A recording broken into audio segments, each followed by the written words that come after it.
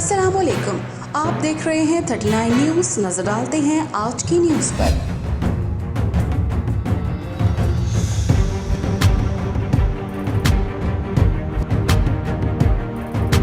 तफसीलात जानते हैं अपने नुमाइंदे से।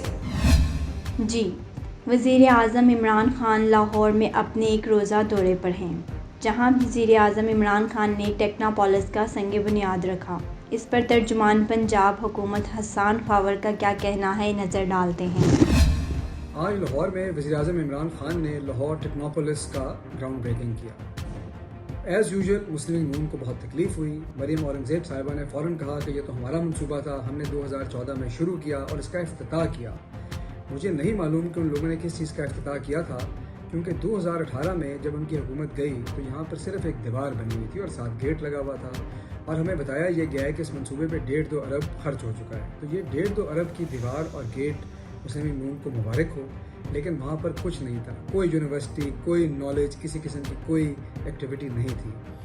वज़ीर आज़म इमरान खान साहब का विजन ये है कि जो भी प्रॉपर्टीज़, जो भी सरकारी लैंड, जो भी वो मंसूबे जो बंद पड़े हैं उनको चलाया जाए, उनसे आवाम को फ़ायदा पहुँचे।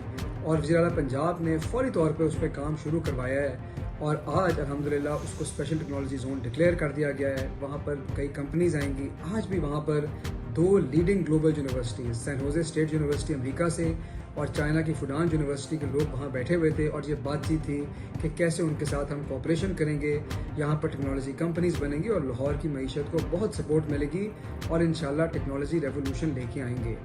मुस्लिम लीग नून का गिला शायद ये है कि हम उनके सोचे हुए प्रोजेक्ट्स पे क्यों काम कर रहे हैं।